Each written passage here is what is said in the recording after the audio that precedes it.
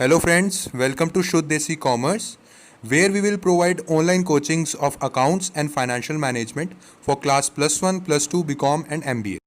तो बच्चों आज हम पढ़ के चलेंगे a question on discounted pay back period method. इसलिए पिछले वाली वीडियोस में बच्चों हम एडजस्टेड टेक्निक्स डिस्कस कर चुके हैं। हाँ सर, आपने बताया था कि एक नॉन एडजस्टेड टेक्निक होती है और एक एडजस्टेड टेक्निक होती है। एडजस्टेड टेक्निक का बच्चों मतलब मैं बता के चल चुका हूँ, जिसमें हम डिस्काउंटिंग फैक्टर लेके चलते हैं, है ना। डिस्काउंटिंग फैक्टर का मतलब ये है जिसमें हम टाइम, मतलब जो मनी की जो वैल्यू है अकॉर्डिंग टू टाइम कैसे चेंज होती है, time value for money, time value of money, वो कंसीडर करके चलते हैं। ये आपको सारा बच्चों मैं एक्सप्लेन ऑलरेडी कर चुका हूँ, ठीक है। तो इससे पहले हमने डिस्कस किया था बच्चों पे बैक पीरियड मेथड, नॉर्मल पे बैक पीरियड मेथड। उसमें हम क्या करते थे, पीबीपी मेथड में हम क्या करते थे कि हमें इन्वेस्टमेंट गिवन होती थी, ठीक है, एंड हमें कैश फ्लोज हम निकाल लेते थे। कैश फ्लोज भी हमें गिवन होते थे कि फर्स्ट ईयर में कितना है, सेकंड ईयर में कितना है, थर्ड ईयर में कितना है, फोर्थ ईयर में कितना है। फिर हम उसमें देखते थे कि हाँ भाई कितने सालों में जो हमारी इन्वेस्टमेंट है वो कैश फ्लोज में कवर हो रही है, ठीक है। उसके बाद फिर हम निकाल लेते थे, मान लो हमारी 80,000 की इन्वेस्टमेंट है, ठीक है, तो उसमें एक में मिल रहा है 40 और दूसरे में मिल रहा है 40, तो हम ये देखते थे कि 2 सालों में हमारी रिकवर हो गई है। दैट मीन्स हमारा पे बैक पीरियड कितने सालों में इन्वेस्टमेंट कवर हो रही है वो हो गया 2। तो बच्चों मैंने आपको एक चीज़ बताई थी, पे बैक पीरियड जितना कम होगा किसी मशीनरी का, वो मशीनरी को हम थम्स अप देंगे, ठीक है, उस मशीनरी को हम लेके चलेंगे। हाँ सर, ये सब कुछ तो आपने हमें सिखा दिया। तो बच्चों आई विल रिक्वेस्ट यू कि आप पिछले वाली वीडियो ज़रूर देख के आना, वहाँ पे एक एक कॉन्सेप्चुअल क्लैरिटी के हिसाब से सारी चीज़ें मैंने आपको समझाई हुई हैं। आपके एक एक सवालों का आंसर उसमें मैं दे के चला हुआ हूँ, ठीक है। तो बच्चों आगे हमने क्या समझा था, आगे अब हमने ये पढ़ लिया कि पे बैक पीरियड क्या होके चलता है ना। अब इसमें बच्चों आगे लग गया डिस्काउंटिंग। डिस्काउंटिंग का मतलब मैंने आपको एक एग्जांपल दिया था पिछली वीडियो में भी, ठीक है, बर्गर का एग्जांपल दिया था मैंने। बच्चों आपको ये कह के चला था कि आज कैपिटल बजटिंग में ना आज का मतलब होके चलता है जब प्रेजेंट का मतलब आज। दैट मीन्स अगर मान लो आज 2020 है तो मुझे एक साल के बाद, एक साल क्या होगा बच्चों, 31 दिसंबर 2020 को ₹1 रिसीव हो रहे हैं। तो मैंने आपसे ये सवाल पूछा था डिस्काउंटिंग फैक्टर में कि आज के हिसाब से present value of ₹1 which I will receive after 1 year, उसकी वैल्यू क्या होएगी। तो बच्चों आपने मेरे को सीधा सीधा बर्गर के एग्जाम्पल में भी जवाब दे दिया था, अभी भी आप सीधा सीधा जवाब दे दीजिए, क्या उसकी वैल्यू ₹1 होगी। आपने कहा था नहीं सर, उसकी वैल्यू 0.98, 0.99 ऐसे होके चलेगी। ये भी बच्चों ऑलरेडी हमने डिस्कस कर लिया। फिर बच्चों इसके बाद हमने डिस्कस किया था कि सर अब आपने हमें ये तो बता दिया कि कम होएगी, तो सर कितने रेट पे कम होएगी। फिर मैंने आपको उसमें कॉन्सेप्ट समझाया था कि कॉस्ट ऑफ कैपिटल, मतलब एक तरह से जो रेट होता है वो आपको गिवन होगा कि 10% रेट होगा, 20% रेट से कम करो। और मैंने आपको इसका लॉजिक भी दिया था कि इसको हम कॉस्ट ऑफ कैपिटल क्यों बोलते हैं, क्योंकि बच्चों एक तरह से आपका खर्चा जो आपको नहीं मिल पाया तो आप वो माइनस करके चलेंगे, ठीक है। फिर डिस्कशन हुई थी बच्चों फॉर्मूलाज पे, कि मेरे पास बच्चों कह रहे थे कि सर हमें फॉर्मूलाज भी लिखवा के चलो। तो मैंने उसको आपको बताया के चला था कि फर्स्ट ईयर में जो भी हमें कैश इनफ्लो रिसीव होगा, ठीक है, फर्स्ट ईयर में जो भी हमें कैश फ्लो इनफ्लो रिसीव होगा, उसकी एक साल के बाद जो हमें कैश इनफ्लो रिसीव हो रहा है उसकी आज के हिसाब से क्या वैल्यू है, वो बच्चों हम कैसे निकालेंगे। कैश फ्लो को हम मल्टीप्लाई कर देंगे 1/r⁻1, ठीक है। ये आर होता है बच्चों रेट जो आपको गिवन होगा कॉस्ट ऑफ कैपिटल का। और सेकेंड ईयर का था, सेकेंड ईयर में बच्चों मैंने आपको एक्सप्लेन किया था कि कैश फ्लो जो सेकेंड ईयर में आपको रिसीव हो रहा है उसकी आज के हिसाब से क्या वैल्यू है। कैश इनफ्लो जो आपको आया इनटू में 1 + r, ठीक है, raised to the power 2। फिर कई बच्चों ने मुझे बोला था कि सर ये तो बहुत मुश्किल मेथड है, कोई हमें आसान मेथड बता के चलिए। तो मैंने उनको यही कहा था कि आप देखो 1/1 + r निकालोगे ना, जब फर्स्ट ईयर में आपको कैश इनफ्लो हो रही है उसमें 1/1 + r निकालोगे। मान लो at the 10% cost of capital है, ठीक है, तो आपने बच्चों निकालना था 1 + 1/r, इसका कितना होगा 10/100 बच्चों 0.1 होता है, ठीक है, ये 1.1 हो गया। तो फर्स्ट ईयर की बस आपने निकालनी है, ठीक है। फर्स्ट ईयर की बच्चों कैसे निकालोगे 1/1.1, ठीक है। इक्वल टू, फिर बच्चों ने मेरे से पूछा था क्या सर सेकेंड ईयर की भी फिर हमें ऐसी करनी पड़ेगी और स्क्वायर करना पड़ेगा? मैंने बच्चों को मना कर दिया था, मैंने कहा you just have to click the equal to button, you will receive the second year rate of ₹1। ये देखो बच्चों 0.826 आ गया था, सेकेंड ईयर का कितना आ गया था 0.826। इसको सीधा सीधा क्या करना था आपको, मान लो कैश इनफ्लो हमारी 20,000 की हुई थी सेकेंड ईयर में, तो सेकेंड ईयर में जो 20,000 रुपये आपको मिल रहे हैं उसकी आज के हिसाब से वैल्यू क्या है 20,000, ठीक है, इनटू ये आपका निकल गया, जैसे आपने इक्वल टू क्लिक करा ना ये आपका निकल गया, इनटू में क्या करोगे आप 0.826, जो भी आपका आंसर आएगा वो आपका डिस्काउंटेड रेट पे आ गया, डिस्काउंटेड वैल्यू आ गया, ठीक है। तो बच्चों ये बात तो सारी ऑलरेडी सब कुछ डिस्कस हो चुका है, तो आपको मैं यही रिक्वेस्ट करूंगा कि आप प्लीज़ प्लीज़ प्लीज़ आप पीछे वाली वीडियो ज़रूर देख के आना फॉर कॉन्सेप्चुअल क्लैरिटी। इसका एक लिंक मैं आपको डिस्क्रिप्शन में दे दूंगा और एक लिंक आपको आई बटन पे आ रहा होगा, ठीक है। अब ये सारा मेथड समझ लिया, चलिए आइए अब करके चलते हैं एक क्वेश्चन, ताकि आपको ये मेथड और अच्छे से क्लियर हो जाए, ठीक है। तो बच्चों मैं जो क्वेश्चन उठा रहा हूँ ना वो पुराने वाला ही उठा रहा हूँ, जो हमने पिछली वीडियो में पे बैक पीरियड करा था ना, उसमें मैं एक वर्ड ऐड कर रहा हूँ डिस्काउंटेड पे बैक पीरियड उसी क्वेश्चन में, ताकि आपको डिफरेंस पता लग जाए पे बैक क्या होता है और डिस्काउंटेड पे बैक पीरियड में हम क्या करके चलेंगे जब वर्ड डिस्काउंटिंग जुड़ गया। एक बात तो क्लियर है कि वर्ड डिस्काउंटिंग जुड़ गया तो सर टाइम को मनी को वैल्यू टाइम के हिसाब से वैल्यू देके चलनी है। तो बच्चों एक क्वेश्चन आ रहा होगा आपको अपनी स्क्रीन पे और आपने देखा होगा मैंने पेन से थोड़ी मॉडिफिकेशन कर दिया इस क्वेश्चन में। ये मॉडिफिकेशन बच्चों discounted pay back period method की मैंने मॉडिफिकेशन कर दिया। तो अब पढ़ो ये क्वेश्चन क्या कहता है। ये क्वेश्चन कहता है आपको जो स्क्रीन पे आ रहा है, a project requires initial outlay of ₹80,000 and is expected to generate cash flow after tax but before depreciation of ₹8,000, $20,000, $14,000, $30,000, $32,000 and $45,000 during its 6 years of life. Calculate the payback period. Calculate the discounted pay back period, मैंने modify किया है, ठीक है। और आपको given है cost of capital at the rate 10%, discounting factor आपको given है। दैट मीन्स सर आपने हमें डिस्काउंटिंग फैक्टर का मतलब बता दिया कि 10% के हिसाब से हर साल जो ₹1 हमें 1 साल 2 साल 3 साल रिसीव हो रहा है वो हमें ₹1 की वैल्यू आज के हिसाब से घटती रहेगी। एंड सर आपने हमें रेट निकालना भी सिखा दिया और आपने हमें ये भी बताया था कि टेबल गिवन होगा रेट का, वो भी आप हमें सिखाएंगे सर, बट बच्चों वो मैं आपको बाद में सिखाऊंगा इस वीडियो के एंड में। अभी मैंने आपको सिखा दिया ना रेट कैसे निकालना है। तो चलिए आइए बच्चों क्वेश्चन करते हैं। अभी तो सिंपल, जैसे आप, मैं ये यकीन मान रहा हूँ कि आपने पे बैक पीरियड मेथड समझा होगा, ठीक है। अगर नहीं समझा तो वो मेथड प्लीज़ आप समझ के आइए पहले मेरी वीडियोस पे, ठीक है, आपको फिर आगे समझ में आ जाएगा। तो बच्चों इस क्वेश्चन में वो सीधा सीधा कह रहा है कि सर इन्वेस्टमेंट की थी मशीनरी पे, कितने की 80,000 की, ठीक है। इन्वेस्टमेंट की थी आपने मशीनरी पे 80,000 की। और बच्चों इसमें लाइफ दे रखी है, लाइफ कितनी दी है 6 ईयर्स की, ठीक है। लाइफ दे रखी है 66 ईयर्स की। और इसमें कैश फ्लो दे रखा है, मैंने आपको पहले ही बताया था कि पे बैक पीरियड ये कैश फ्लो के बेसिस पे होता है। कैश फ्लो के बेसिस पे हम डेप्रिसिएशन माइनस नहीं करते, क्योंकि डेप्रिसिएशन हमारा खर्चा है, इसमें नो आउट कैश फ्लो होता है, ठीक है। कैश फ्लो कोई इंक्लूडेड नहीं होता डेप्रिसिएशन में, कोई आउटफ्लो नहीं हो रहा होता। और टैक्स जो है उसका आउटफ्लो हो रहा होता है, उसमें तो माइनस करना ही करना है।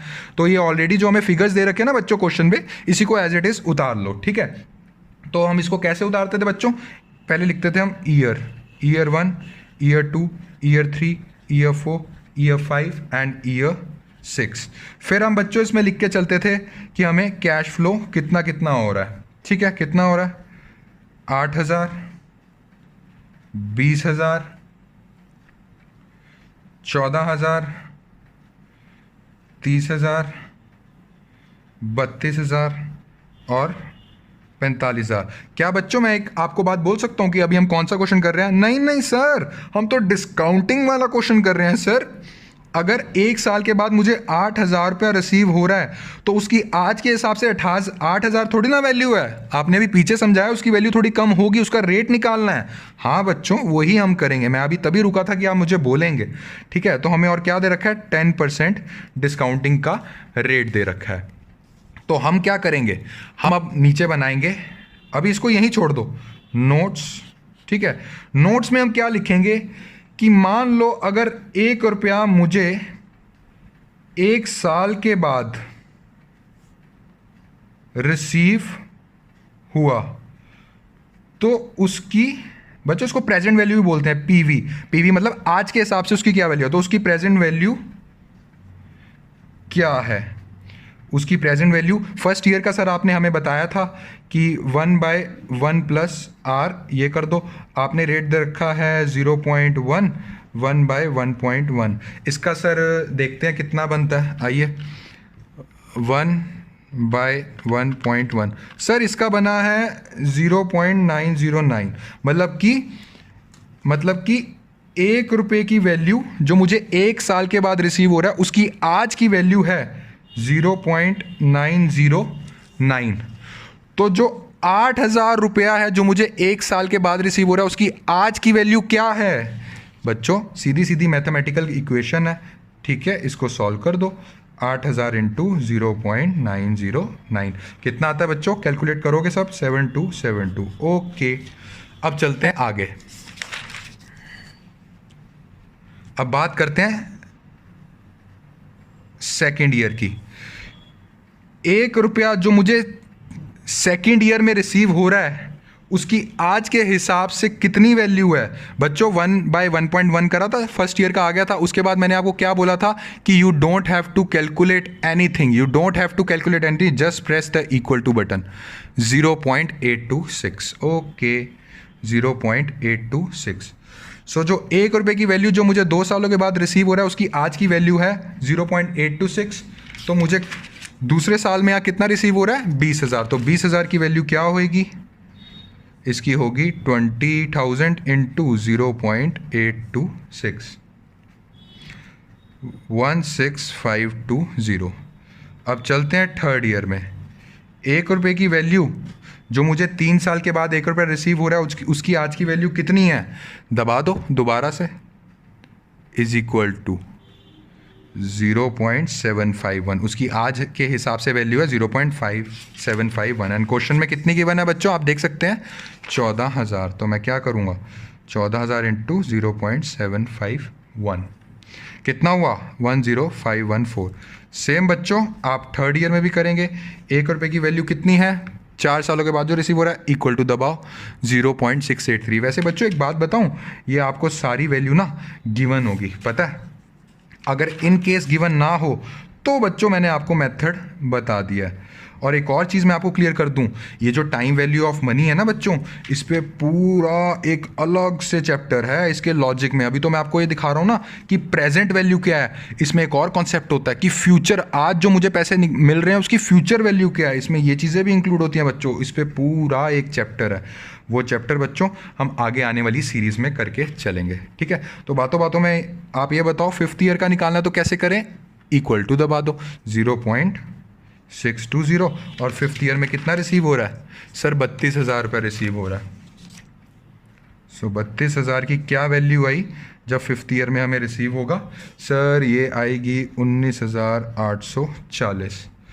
और सिक्स्थ ईयर में 1 रुपये की वैल्यू जो सिक्स्थ ईयर में मुझे 1 रुपया रिसीव हो रहा है उसकी आज के हिसाब से क्या वैल्यू है? सर इक्वल टू का दबाइए, ये रहा 0.564। और मुझे कितना रिसीव हो रहा है सिक्स्थ ईयर में बच्चों? 45,000 ना। सो 45,000 इंटू 0.564, ये आपका आएगा 25,380।